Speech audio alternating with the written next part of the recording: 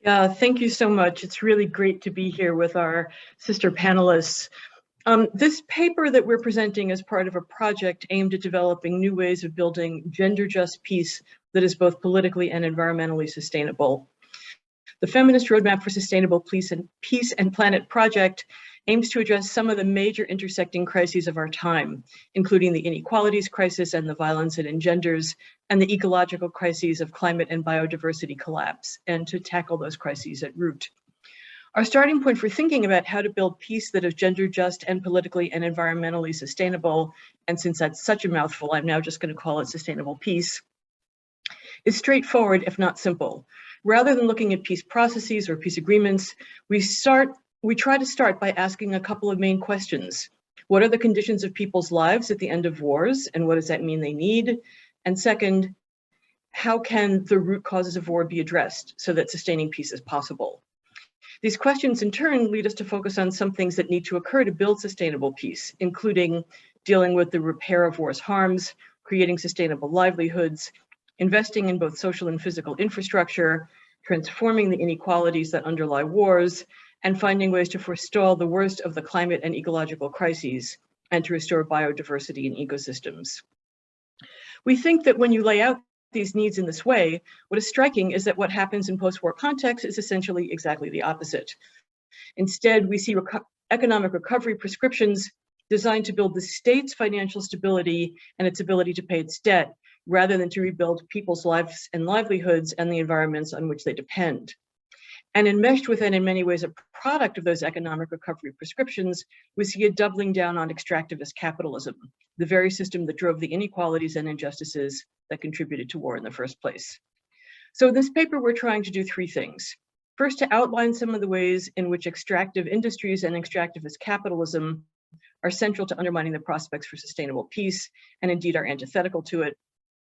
Second, to examine whether hope for countries emerging from armed conflict can be found in some of the more global North-based proposals, such as Green New Deals, that have been developed to address the climate and inequalities crises, as well as economic recovery from the COVID-19 pandemic. And third, to just begin to explore some alternative proposals, ones that involve a transformation of extractivist capitalism with the potential to contribute not only to addressing the ecological crises, but also to tackling inequalities, facilitating gender justice, and promoting peace. Now, I think that everyone here today is already well acquainted with a repeated central defining dynamic of post-war development. Financial resources are urgently needed to rebuild, at the same time as most countries also come out of war heavily indebted. The need to service these debts not only weighs heavily against the use of financial resources for rebuilding, it also traps states in a series of conditionalities imposed by the IFIs when they seek foreign assistance, including the encouragement of foreign direct investment and the drastic limiting of public expenditure. In order to service their debt, many post-war states are forced to prioritize the extraction and export of whatever natural resources they might have. Thus, post-war countries often find themselves increasingly tightly enmeshed in the global extractivist capitalist system. Of course, the harms of IFI conditionality on countries of the global south is a broad and well-rehearsed territory. In this paper, we want to focus on just two aspects of them: the ways the enforced reliance on extractive industries harms the prospects for sustainable peace, and the ways enmeshment in the global extractivist capitalist system harms the prospects for sustainable peace. That is, we want to make that distinction between extractive industries and extractivism writ large as a mode of capitalist production and as a defining feature of white Northern man's relation to people and the planet. We stress this distinction because if the problem is understood to solely be extractive industries, their practices and power, it is conceivable to look for solutions in better national and international regulation of that sector. But if the problem is understood to be the underlying assumptions of an entire economic system and its philosophical underpinnings, it becomes clearer that a more radical solution is required, an entire paradigm shift in how you approach post-war economic reconstruction. So regarding the former, the ways in which an economic recovery strategy focused on extraction and export of natural resources undermines the prospects for sustainable peace, we are just going to touch upon four ways. First, sustainable peace requires at a minimum freedom from physical violence, including sexual violence, but there's abundant evidence that pursuing a strategy of extraction leads to multiple kinds of violences, especially against environmental defenders, indigenous peasant and other land-based and marginalized communities. It also promotes the growth of militaries and paramilitary forces and the proliferation of weapons. Second, sustainable peace requires the restoration of the means of livelihood destroyed by war, as well as the development of new livelihood opportunities. But the industrial extraction of natural resources doesn't deliver on providing jobs, and it typically undermines pre-existing land and water-based livelihoods due to poisoning the land and water, diverting water, and so on. And since it also often involves a lot of land grabbing, it displaces many more people, removing them from their livelihoods. Third, sustainable peace requires that states that can invest resources in the transformation of inequalities through investing in social services and in infrastructure, both physical and social. But extractive industries, despite their promises of filling state coffers, actually in effect export the country's wealth out of the country with little of the revenue benefit the government was supposedly going to receive, thanks to a toxic mix of tax incentives, corruption and corporate criminality, undervaluation of assets, and just plain broken promises. A fourth way an economic recovery strategy focused on extractive industries undermines the prospects for sustainable peace centers on ecological impacts. Peace is arguably impossible without a safe and healthy country and planet, but the polluting, ecosystem-destroying nature of extractive industries leaves poisoned air and water and drives climate change. Extractive industries themselves are responsible for more than half of the world's carbon emissions and more than 80% of biodiversity loss. To be clear then, in briefly outlining these four examples, we're arguing that the undermining of the prospects of sustainable peace comes not from a so-called resource curse, not from the lootability of high-value mineral resources and the ways they facilitate corruption, not from weak governance. Instead, to locate the root of the problem, you have to look at extractive industries and the ways they are rooted in extractivism, that is, in the logic of extractivist capitalism as a whole. Extractivist capitalism is a system built on centuries of colonial plunder, practices of exploiting and extracting natural resources and labor from the global south and from racialized communities in the global north, while dispossessing indigenous and other local communities of their land and livelihoods. Based in a worldview that sees both nature and humans as no more than objects of extraction, it is operated as the central driver of inequalities, insecurities, and ecological collapse. Over to you, Claire, on that cheerful note. So extractivist capitalism has been patently bad for post-war countries, but recent heightened awareness of intersecting crises, including climate and eco-crises, crises of deepening inequalities and systemic racism, the COVID-19 pandemic, and so on, have made it visible to a wider range of people that extractivist capitalism is killing all of us and the planet. So has that awareness opened space for new thinking that could change what happens in the post-war context? You might hope and think that it has, that it would, but a look at what's being proposed at the Green New Deals, Just Transitions and other green recovery plans is not entirely encouraging. Too many of them not only leave capitalism and the goal of GDP growth and therefore extraction and exploitation untouched, they also actually promise to make extraction in the global south and many post-war countries worse.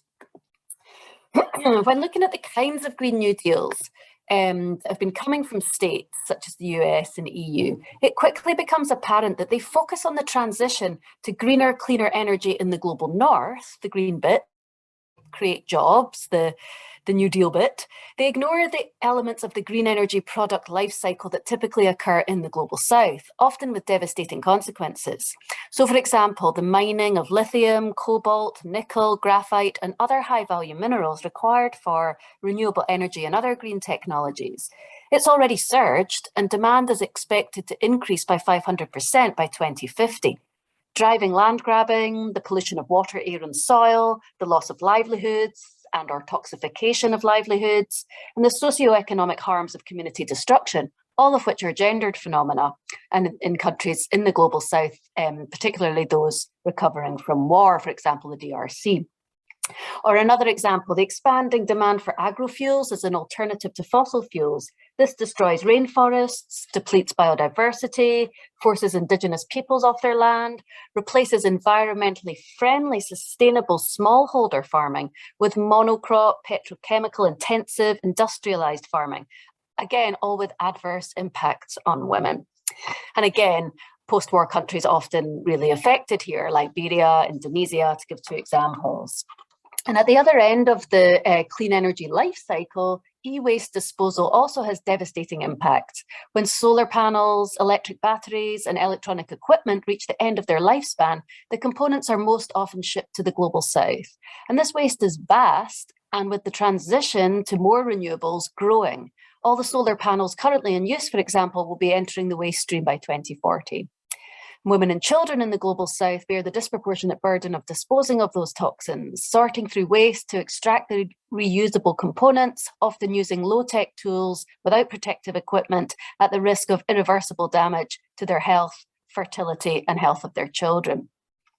When we look at the whole life cycle of production of clean energy, then, it makes the very concept of clean energy deeply problematic. It becomes clear that what looks clean to those in the global north is not.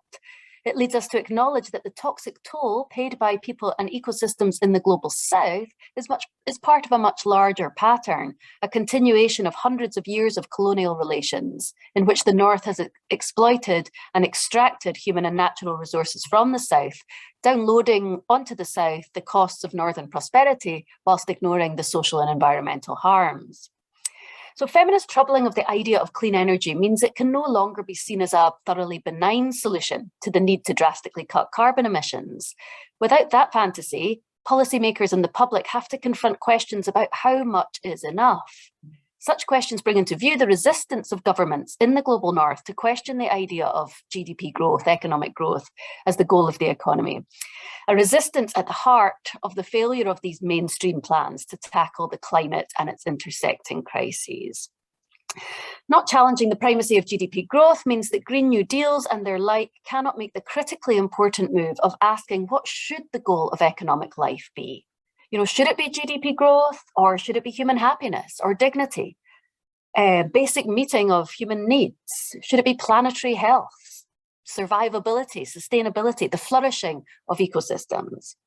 For many feminists, the answer is that the economy should be organized to serve the purpose of care for both humans and ecosystems. This perspective recognizes that the care is at the heart of what we all need to thrive and survive. And it sees that same ethic as necessarily central to how humans should relate to the more than human world. So this is the paradigm shift that we need, we argue, a shift to valuing and respecting nature instead of seeing natural resources as something to exploit and extract. To see nature itself as having agency rather than just as a thing to manipulate and bend to our will, to having our goals be human and planetary flourishing instead of ever-expanding GDP and profit-making. And we think these feminist insights can be a powerful new starting point for challenging extractivism, rethinking what's required for gender-just sustainable peace, and how to design post-war recovery strategies in order to achieve it. If the goal of the economy is human and planetary flourishing, the regeneration of ecosystems and care for others, human and non-human, what then would we do in post-war contexts, and how would we do it? And so briefly, rather than focus on the extraction and export of natural resources, which is so often what happens in post-war economies, we would instead focus on the restoration and regeneration of nature, which would not only be good for nature itself, but also enhance women and other marginalized groups' ability to make a living in their locality or on their lands. We would invest in programs and infrastructure designed to preserve, strengthen, and enhance the kinds of multi-crop, smallholder, regenerative agriculture and reforestation, initiatives that restore health to the planet, help mitigate climate change and support livelihoods. We'd also invest in those sectors of the economy that meet people's real needs in the aftermath of war and are relatively labor intensive, such as the care sector broadly conceived, such as democratic and locally controlled renewable energy, so as to generate decent employment opportunities whilst meeting people's needs for and rights to healthcare, education, affordable energy, and so on. So our point is there might be some room for the extraction of natural resources in this picture. But if our starting point is the questions, what does gender just sustainable peace require? What maximizes human and planetary well-being and flourishing, rather than how can GDP be expanded, then the wholesale expansion of natural resources, of natural resource extraction would cease to seem the obvious priority for post-war states. And decisions about whether and how to mine or log would take place in the within a larger set of considerations about environmental and development policies that can contribute to human and ecological flourishing, which is at the heart of what will make peace sustainable. Yes. Yes, absolutely. Wonderful. I think it's particularly powerful and important that that paper comes from two scholars living in the global north who really are trying very hard to shift these discourses, because as I'm sure Edric is about to talk to us about, you know, it really, all of this does land on the bodies of rural women without there being very much care at all for what is actually being asked for when the production and sale of extractives is considered to be the only thing that we should be doing post-war. Yeah, lovely paper. Thank you so much. Lots to think about, as always. Are you there? Yes, there we are. Hi, Edric. And we can even see you. How wonderful. Please. How are you? Very good. Lovely to see you. Please go ahead with your paper. We look forward to it. Okay. Can you hear me? Am I audible enough? All right. Thank you so much. So my light. Okay. So my lighting is not that good, so I'm not going to be sharing my video throughout the presentation. I want to share my screen.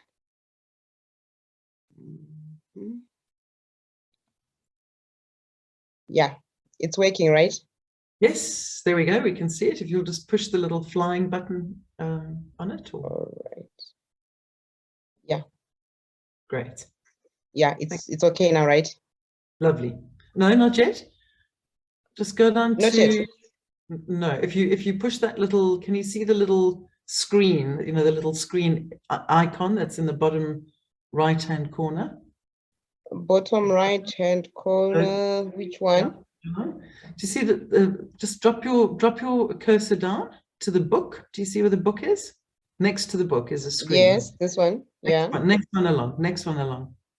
This one. No, the one right next to it. Yes, that's the one. There you go. Okay. Push that button, and then it should. All right.